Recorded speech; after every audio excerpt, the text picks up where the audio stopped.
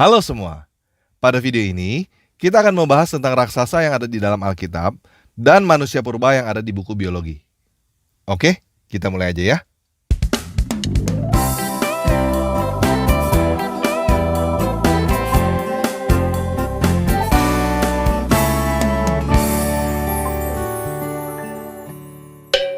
Nah, ketika kita berbicara tentang raksasa yang ada di dalam Alkitab, tentunya kita akan mengambil referensi raksasa yang paling terkenal di dalam Alkitab, yaitu Goliat. Berapa tinggi Goliat? Menurut 1 Samuel 17 ayat 4 terjemahan Lai, tertulis tinggi Goliat adalah 6 hasta lebih sejengkal. Hasta bahasa Inggrisnya adalah cubit. Akar katanya mempunyai arti siku.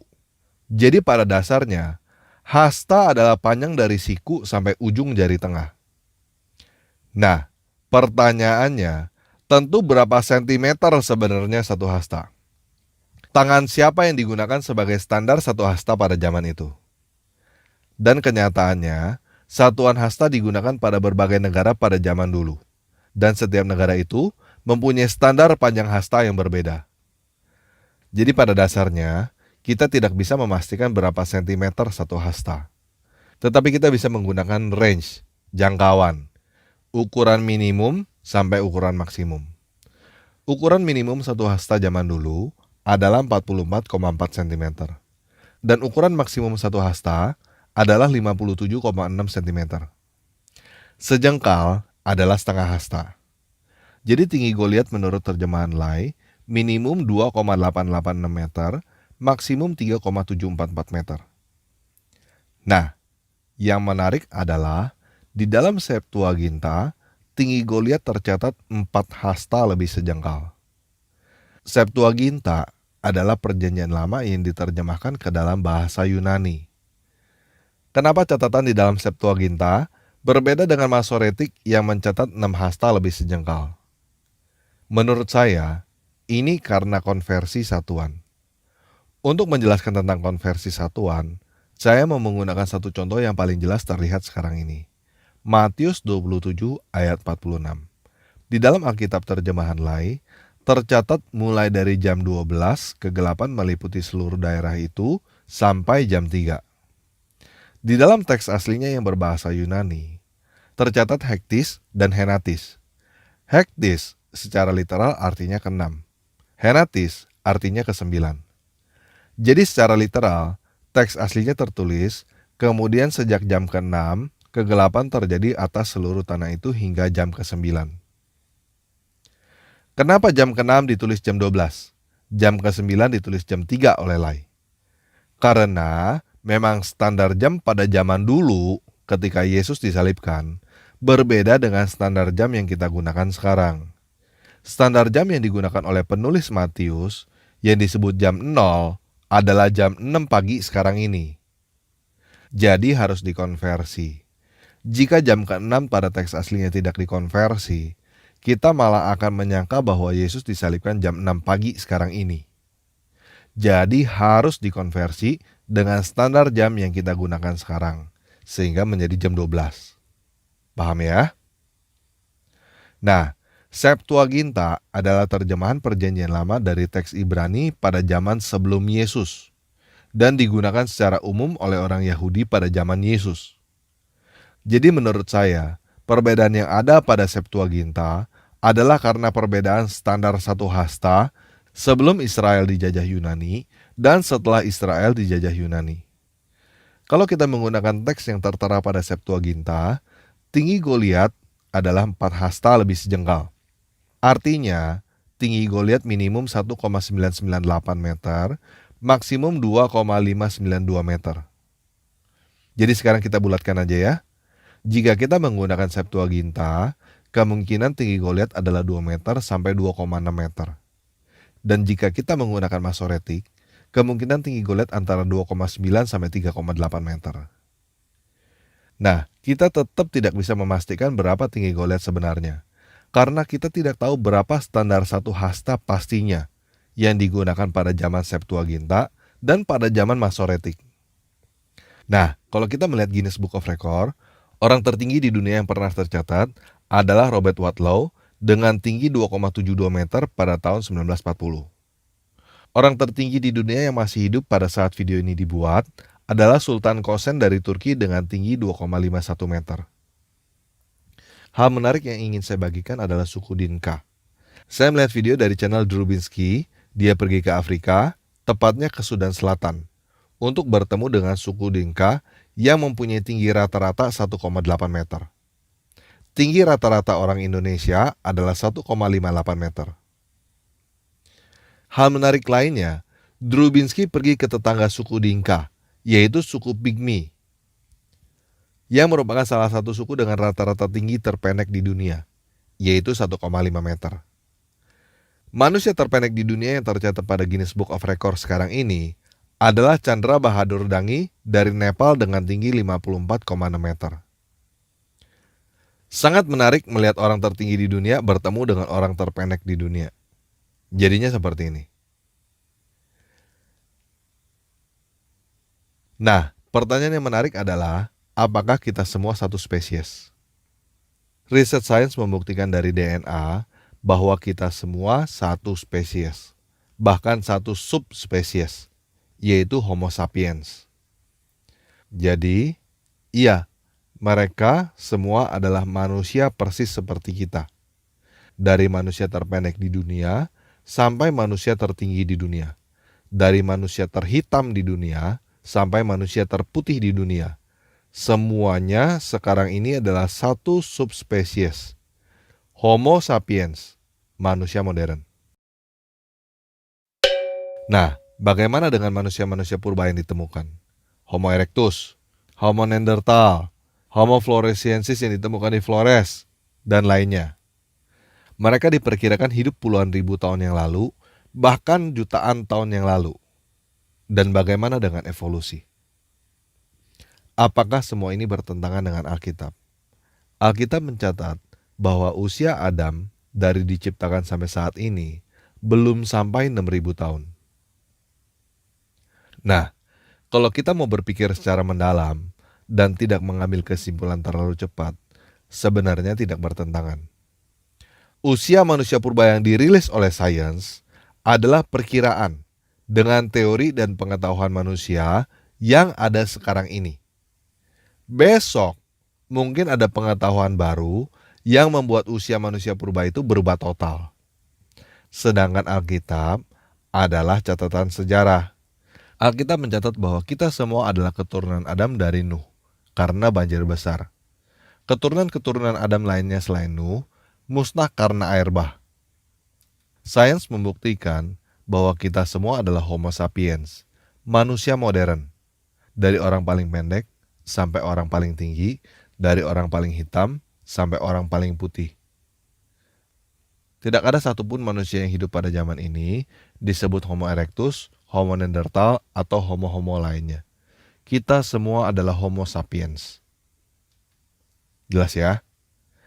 Nah, apa ini namanya kalau bukan evolusi? Dari Nuh dan ketiga orang anaknya menjadi kita semua dengan variasi yang demikian banyak. Apa ini namanya kalau bukan evolusi? Coba kita bayangkan bila kita menemukan dan membandingkan tulang suku Dinka dengan tulang suku Pygmy.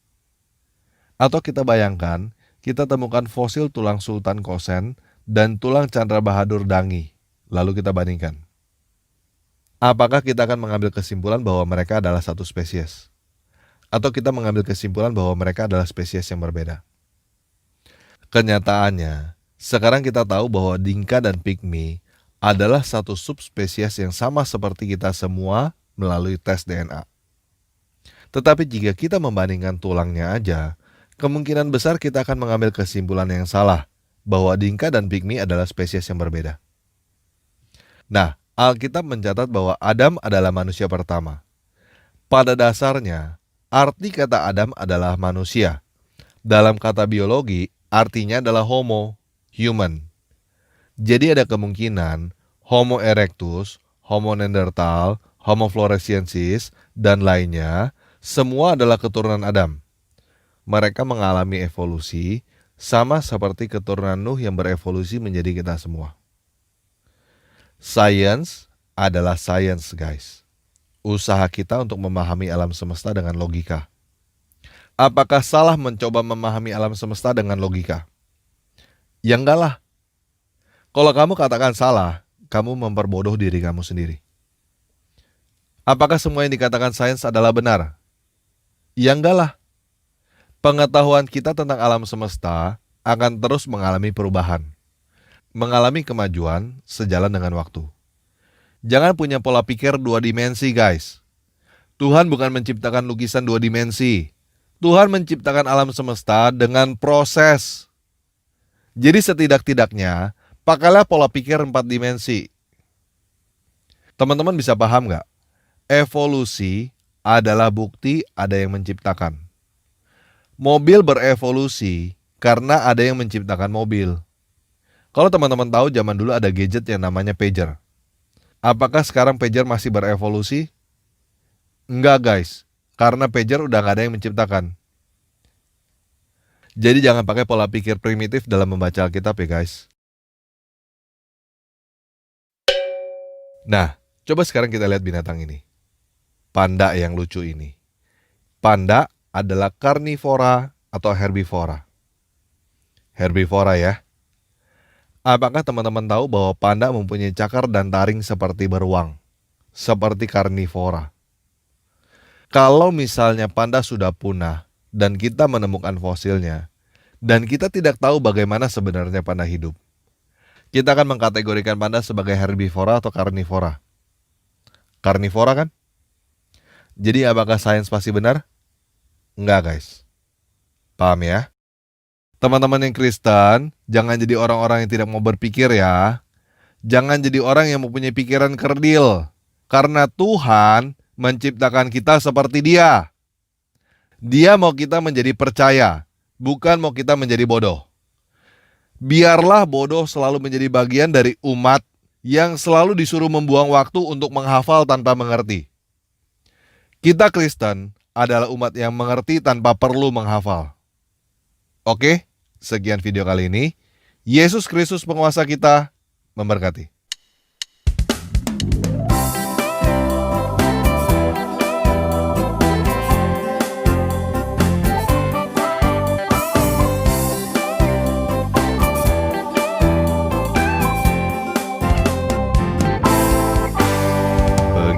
Pagi-pagi, pulang petang-petang, malah pusing-pusing, pinggang pegal-pegal.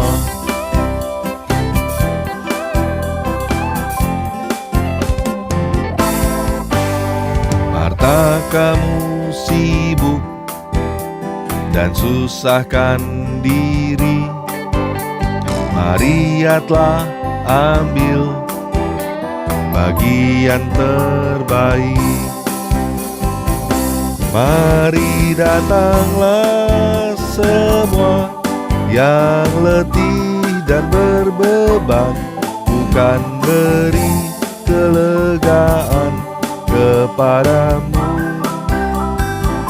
Pikulah kuk yang kupasang dan belajarlah padaku, lemah lembut, rendah hati, dan kau kan tenang.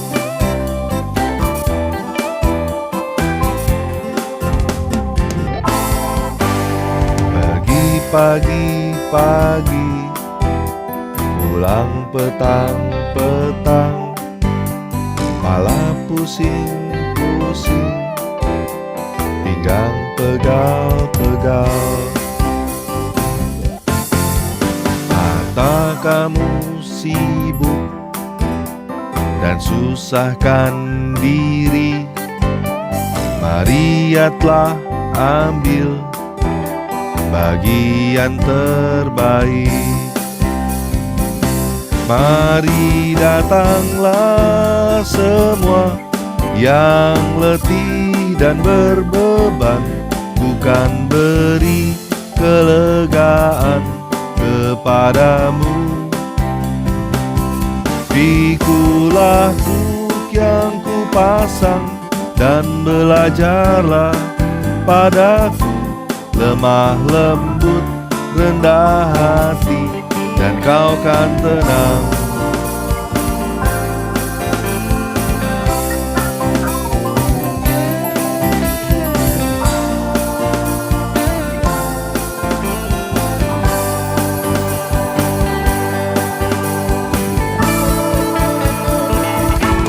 Mari datanglah semua yang letih dan berbeban, bukan beri kelegaan kepadamu.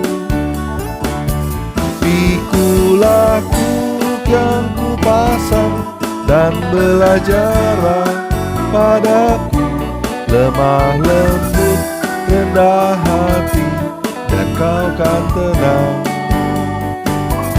Lemah lembut, rendah hati, dan kau kan tenang.